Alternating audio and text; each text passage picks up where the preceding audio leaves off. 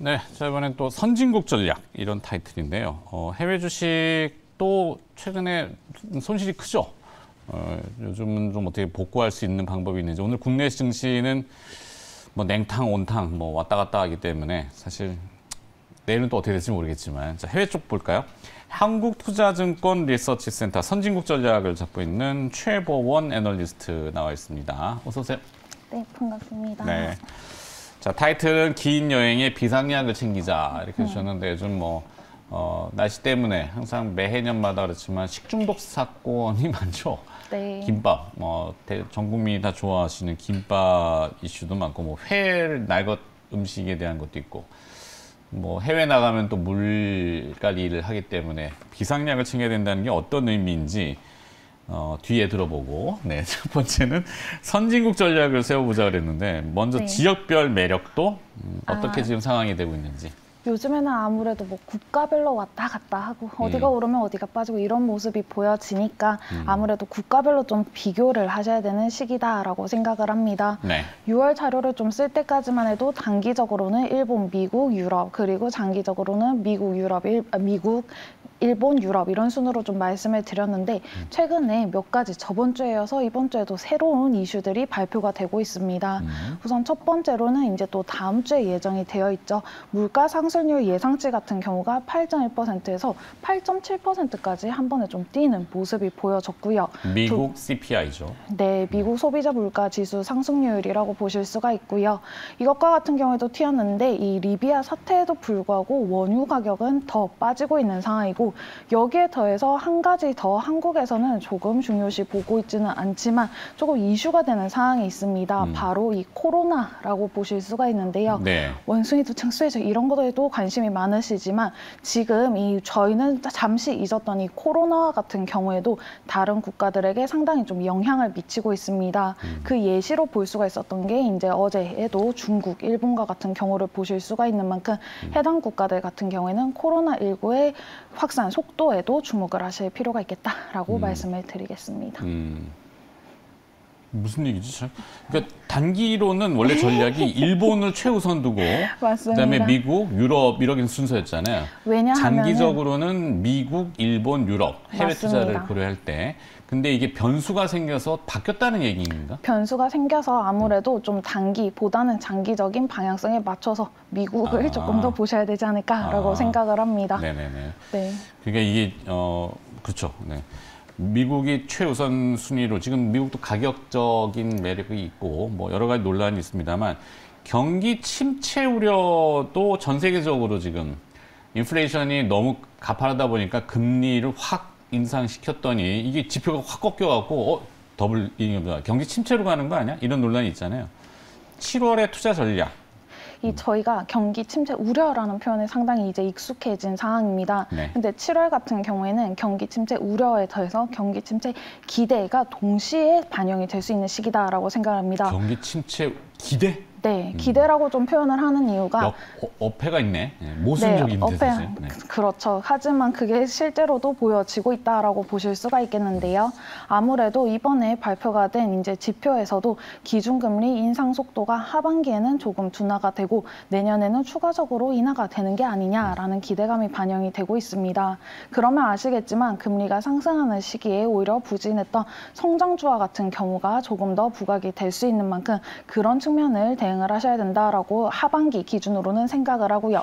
하지만 단기적으로는 한 가지 이슈가 있으시죠. 바로 7월 중순부터 시작이 되는 실적 발표 기간입니다. 실적 발표 기간을 앞두고 이익 전망치가 계속해서 하향이 되고 있는 만큼 아무래도 단기적으로는 변동성 이어질 수가 있겠고, 장기적으로 이번에 7월에 발표가 되는 지표들이 생각보다도 경기 침체에 대한 기대감 쪽으로 이어진다라고 하면은 아무래도 조금 낙폭이 컸던 기업들이 하반기에는 주목을 받을 수가 있겠다라고 말씀을 드릴 수 있겠죠. 그렇죠. 이 역설이지만 모두가 알고 있는 경기 침체.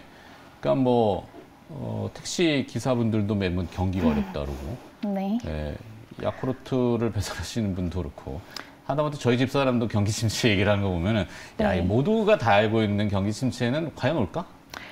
라고 얘기를 하시는 분들도 가끔 있으시더라고요. 하지만 저희가 지금 보셔야 되는 게 요청이 많이 옵니다. 1960년대랑 비교해달라, 70년대랑 비교해달라, 2차 오일쇼크랑 비교해달라, IT 쇼크버블 붕괴 때랑 비교를 해달라, 금융위기 때랑 비교를 해달라 많이 하지만 타임머신을 사줘요 그냥.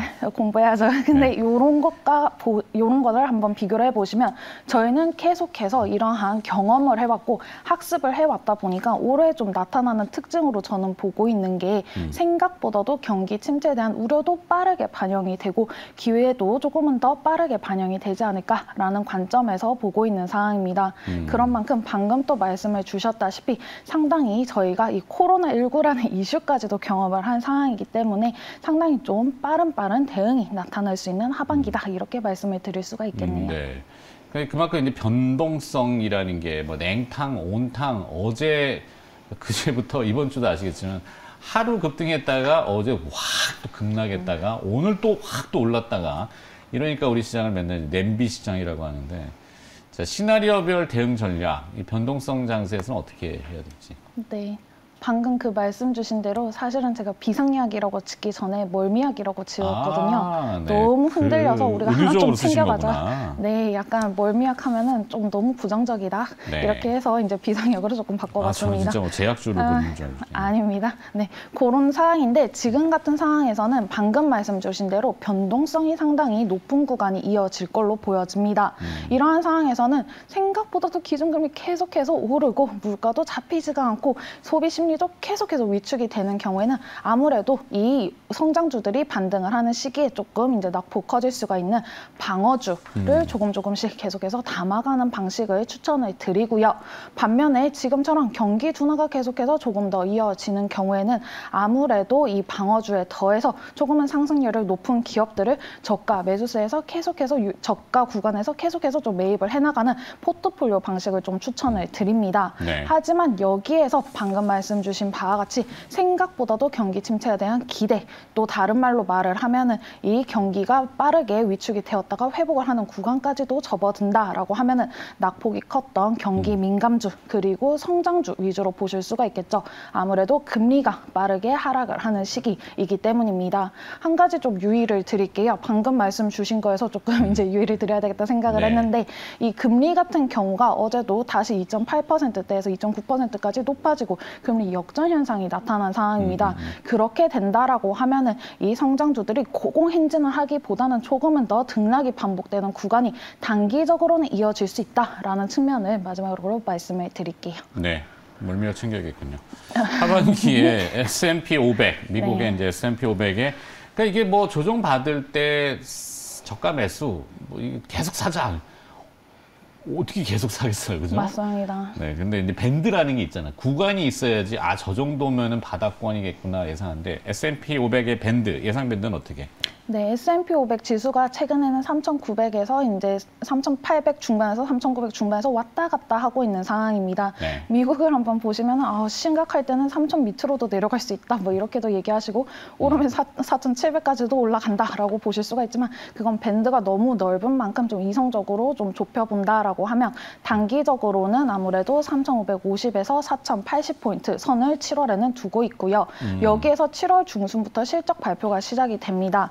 이익 전망치가 5% 이상 상향이 되는 경우에는 아무래도 4,200포인트 선까지는 조금 더 올라갈 수가 있다. 이런 식으로 대응을 하실 수가 있겠고요. 하반기 기준으로 좀 말씀을 드리면 상단은 아무래도 4,400포인트 선 그리고 실적이 생각보다도 금리가 인상이 되고 성장주들 그리고 시가총액 비중이 큰 IT 기업들 실적 회복이 되는 시기에는 4,600포인트 선까지도 올라갈 수 있다라는 측면으로 대응을 딱 해주시면 좋지 않을까라고 생각을 합니다. 네, 지수 밴드는 대충 그러면 받고 눈여겨볼 만한 해외 기업 지금 보고 계시는 건 뭐가 있어요? 아무래도 방어적인 기업들도 좀 빠지면 항상 좀 담아두고 싶은 게 올해의 심리라고 생각을 합니다. 테슬라? 테슬라 같은 경우에는 방어주라기보다는 조금 더 성장주, 경기 민감주로 보실 수가 있고요. 네. 저희 하우스 내에서는 상당히 좋게 보고는 있습니다. 근데 여기에서 조금 방어주에서 보실 거는 아무래도 이 코카콜라, 펩시를 보실 수가 있겠고요. 코카콜라, 펩시? 네, 해당 두 기업 같은 경우에는 사실은 P&G 쪽 그리고 월마트 쪽에만 초점이 맞춰져 있는데 해당 기업들 같은 경우에도 추가적으로도 배당도 계속 지급을 하고 실적도 계속 개선이 되는 기업인 만큼 성장주들이 부각이 되고 조금 빠지는 시기에는 조금씩 담아두기에 나쁘지 않은 기업이다라고 말씀을 드릴 수 있겠습니다. 추가적으로 조금 더 상승 여력이 높은 기업들은 비용 부담에도 수요가 계속해서 늘어나는 이러한 기업들 중에서 선별을 해봤는데요. 네. 아무래도 성장주 같은 경우에는 조금 더 장기적으로 보실 수가 있는 만큼 조금 더 수요가 늘어나는 기업을 좀 말씀을 드리면 아무래도 방산주들 보실 수가 있겠습니다. 방위산업체들. 네네네. 로키드 마틴 그리고 레이시온 이런 기업들이 있으신데요. 해당 기업들은 사실은 계속해서 신규 계약들이 체결이 되고 있는 상황입니다. 이러한 상황에서는 탑라인 계속 늘어날 것으로 보여지고요. 이 추세적으로 내려보시더라도 제가 이렇게 쭉 이제 500개 기업들을 내려봐도 이익 전망치가 또 크게 개선이 되고 있는 상황이기 때문에 그러한 기업들 위주로 포트폴리오를 형성을 하는 방식도 추천을 드릴 수가 있겠습니다. 네. 자, 해외 주식도 한번 알아봤고요. 요즘 뭐 주간 거래도 하는 증권사들이 늘어나고 있는데 한국투자증권도 하겠군요. 여러 가지 하고 있는 것으로 알고 알겠습니다. 있습니다. 한국투자증권 리서치센터 선진국 전략을 담당하고 있는 최보원 애널리스트였습니다. 고맙습니다. 네, 감사합니다.